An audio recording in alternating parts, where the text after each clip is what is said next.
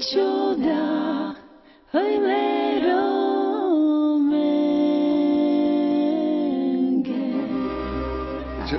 Cigáni? Neviem, čo by som mohol povedať. Isté nič, čo by bolo politicky vhodné.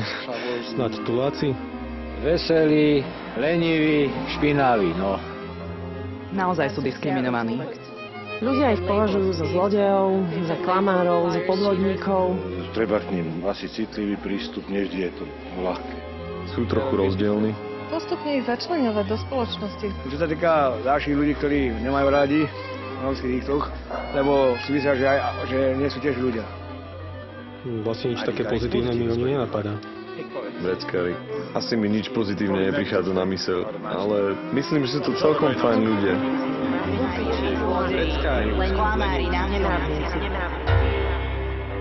Takto vidí väčšina nášho sveta Rómov.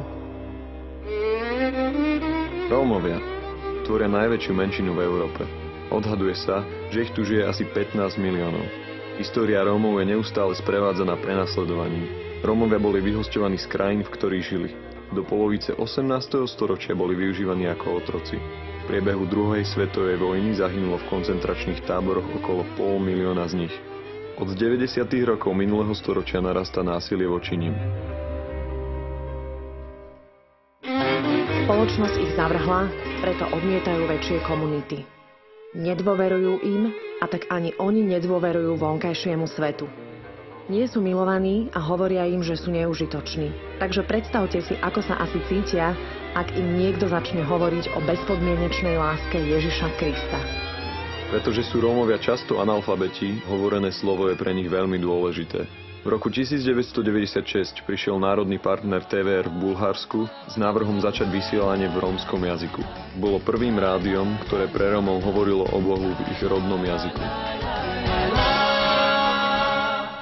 Predovšetkým treba povedať, že rozhlas je najlepším prostriedkom, ako zasiahnuť komunitu, v ktorej sa komunikuje najmä ústnym podaním. Rómovia žijú vo vlastných osadách a prostredie, v ktorom žijú, je veľmi biedne. Chudoba a vysoká nezamestnanosť vedú ku kriminalite a k násiliu a iba niektoré z detí získavajú aké také vzdelanie. Takže pre rozhlasové vysielanie používame špecifický formát programov, ktoré zaujímu každého. Rozprávame príbehy. Niekoľko mesiacov po začatí vysielania poslucháči pozvali producentov do svojich dedín. Producenti boli prekvapení množstvom verných poslucháčov. Vznikli modlitebné skupinky a neskôr miestne zbory. Nikdy nezabudnem na jedno moje stretnutie s učiteľkou nedeľnej besiedky. Spýtala sa ma: viete, že pre väčšinu našich dievčat je nedeľná besiedka jedinou príležitosťou, kedy im môžeme povedať o Ježišovi? V rómskej komunite sa dievčatá vydávajú, keď majú 13 alebo 14 rokov. Ich rola matky a manželky nie je jednoduchá.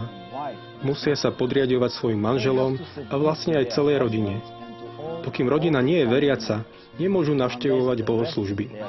Takže vedomosti o našom živom Bohu prijímajú ešte ako deti cez rádio. A to je možno ich jediná príležitosť, kedy môžu počuť o Ježišovi.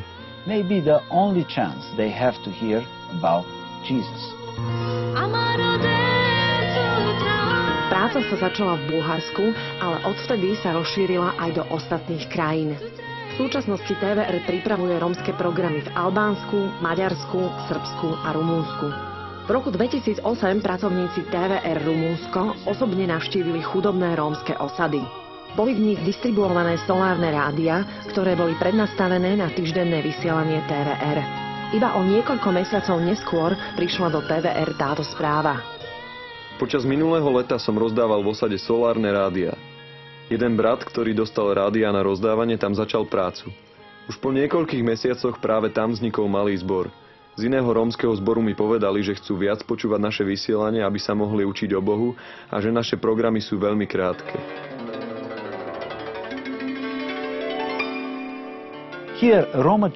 Rómske zbory nie sú len priestor pre bohoslužby. Rómski pastori sú viac ako len kazatelia. Zbory sú centrami celej rómskej komunity a kazatelia sú ich vodcami. A to všetko sa začalo rozhlasovými reláciami, ktoré ich zasiahli zvesťou evanjelia. Chceli by sme svoju vieru v nášho Pána Ježiša Krista priniesť iným.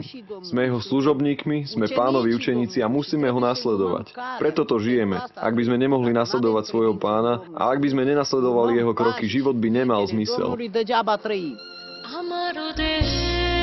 Je ešte mnoho rómskych komunít, ktoré potrebujú rádia.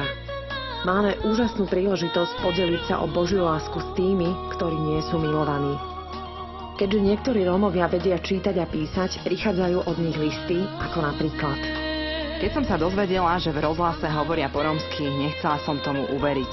Nikdy predtým som nepočula niekoho, kto by bol ku mne taký priateľský. Nikdy som nepočula niekoho, kto by hovoril o Bohu. Budem vás vždy počúvať. Rómsky pastor na Slovensku v mene svojich ľudí nás takto vyzýva. Modlite sa za tých, ktorí už veria, aby mohli ísť a kázať evanjelium všetkým Rómom, pretože to Rómovia naliehavo potrebujú.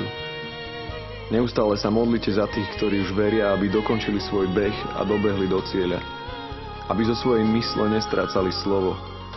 Aby nad nimi nevyťazil svet, ale aby oni prostredníctvom Ježišovho slova vyťazili nad svetom.